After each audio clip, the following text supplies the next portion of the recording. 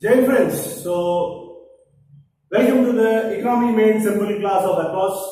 We are starting our preparation for competitive exams by targeting the most dreaded subject for all the aspirants, economy. So I don't know why economy is so dreaded by students. People say, "Arey sir, they are discussing about the weakening of the rupee. How are we going to answer? Why is the rupee getting weakened and all?" So see, for understanding economy, you have to understand in the form of a story. Anything you want to understand, you have to understand in the form of a simple logical story, and it becomes easy. Okay, so the purpose of this thing is to do exactly that. Simplify science, simplify a subject to such an extent that even a 10-year-old kid would be able to understand what the meaning is, what the concept is. So we will start our class, Economy Made Simple. So we will start with currency. See, currency is the basis of entire economy. Money. Everybody works for money. Okay. So what is the use of currency? How did the currency born? Okay. Birth of currency. How was the currency born? See, use of currency is as a medium of exchange. What is a medium of exchange?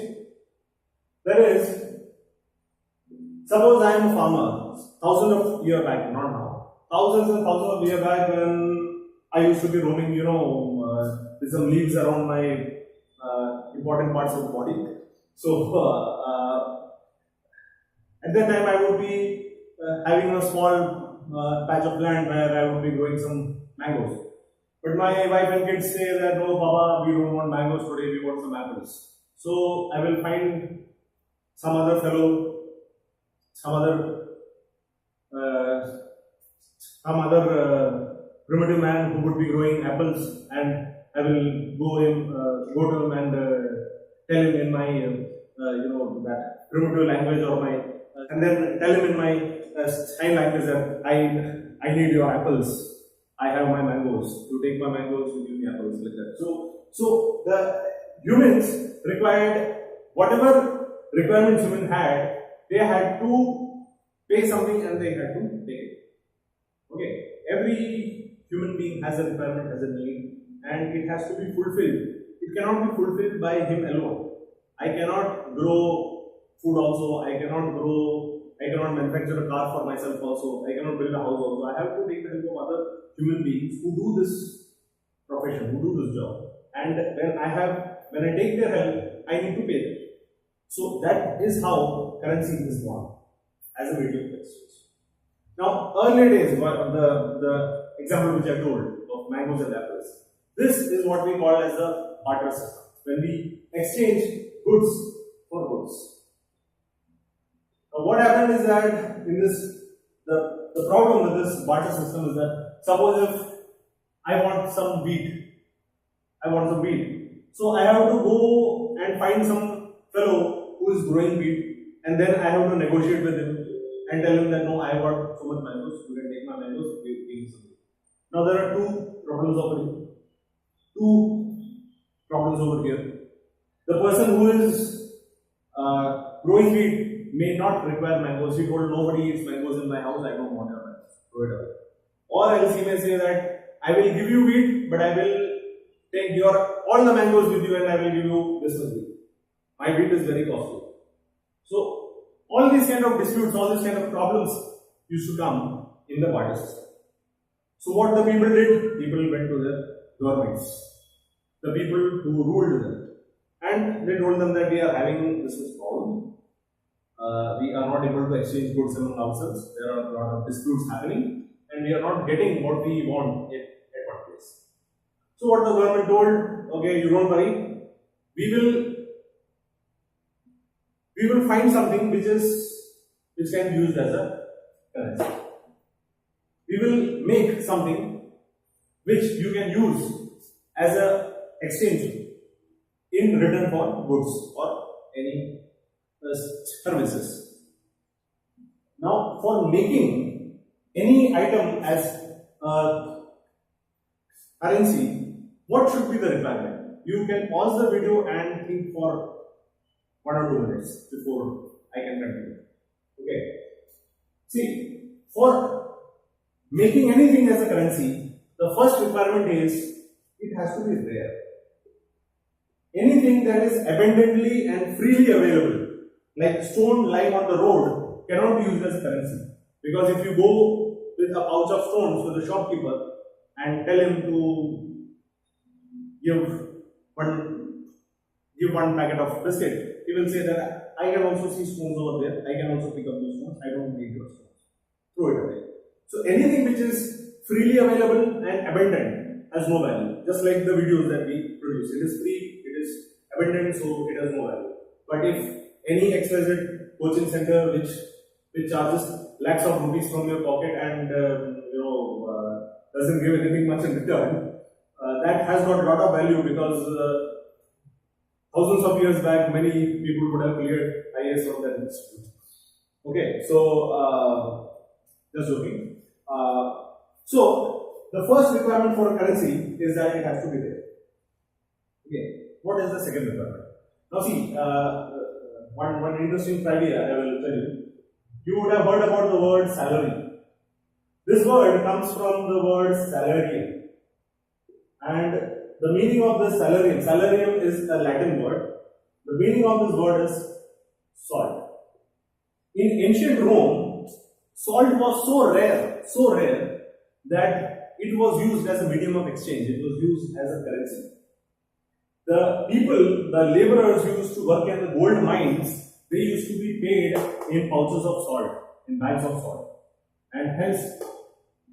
And salt at that time was called salarium, and hence what you get paid at the end of every month is called salary. So salary is nothing but salt. So that's why that Hindi word comes, मैंने आपका नमक खाया है. So it is literally namak only. Okay, see, so you see that something which is rare, the currency need not be a very, very valuable, costly material like gold or diamond. It can be rare. It has to be rare, not necessary. And to say something costly is also a very subjective thing, because something which is costly for you may not be that costly for some other person. Like we all freely waste our food when we go to any restaurant. We throw it away. But you give that food to a malnourished child in Africa and you will understand what is the value. So the value and the cost is determined on the rarity of the object and not the value which we consider of the object. Okay. So as you can see, salt was used as a medium of exchange. Salt was used as a currency. So salt, which is very easily available over here, was used as a currency. So it means that it had a lot of value in Rome at that time. Now, the problem was solved for a few period of time because people were happy. Now, the problem was that something which was rare in one area was not rare in another area. For example, salt would be rare in Rome, but it would not be rare in an area which was a coastal area. An area bound by sea, and in those places the salt will not be a very rare thing. Those people can easily get salt. So when the Romans went to the coastal area for purchasing, say, some fish or seafood, the coastal people told them, why are you giving the salt to us? We don't want your salt. We have got enough salt with us. You give us gold, or you give us something which we don't have. At that time, lot of things used to be used as currency. Not just salt. It was used as pearls were used as currency. Silk was used as currency. Cotton was also used as currency. So whatever was rare in that area, it was used as currency. Okay.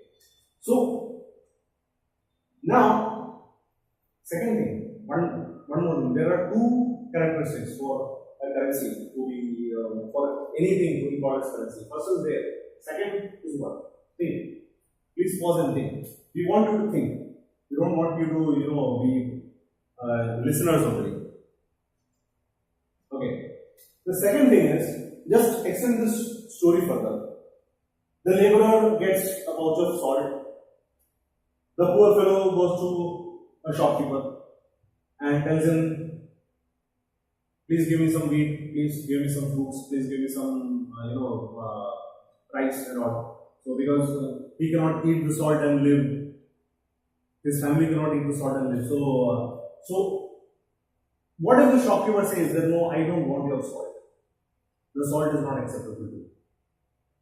So, but that was not the case. Shopkeeper did used to take his salt and did used to give him what he asked.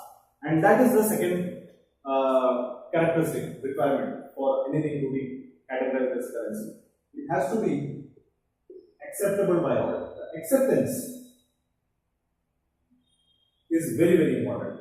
If something is not acceptable by all as a currency, then that thing cannot be used as a currency, because people will then refuse to give their items and refuse to sell their items. Okay. So these two characteristics are required for anything to be used as currency. Now coming to this story. One Roman goes to the coastal area to buy some fish or seafood. The coastal people tell them, no, we have got enough salt, we don't want your salt. So what the Romans do, they go to their government again and they say that, fine, you have decided one thing which is rare as a currency, but we are not able to use this thing outside the boundary of our area, because people, something which if we have to purchase from outside, how are we going to purchase? So what the government did was, government started thinking again, and government told, okay, fine, we will find something which is rare and which is acceptable by all. So they called a meeting, and maybe I'm just guessing, maybe all the ladies would have told that something which is rare and acceptable by all is gold. Gold is, we all want gold. All the ladies would have asked for the gold, and the emperor would have told, okay, fine, now from now gold will be the currency. The government would have issued a notification at that time or whatever, that drumbeat. A person with a drumbeat will go and say that nobody is supposed to make gold in their homes, only the government will make gold. Because if everybody starts making again, it will not be there. That's the reason why you cannot print currency in your home. Only the government has got the power to print currency. So the government would issue a directive that from now onwards, the gold, or not just gold, gold is, I'm giving as a normal example. Many precious metals like copper, zinc, alloys, they were used as currency. Coins were minted out of these metals, and they were used as currency at that time. So, for now, try to understand the story till now, try to assimilate and contemplate on this story.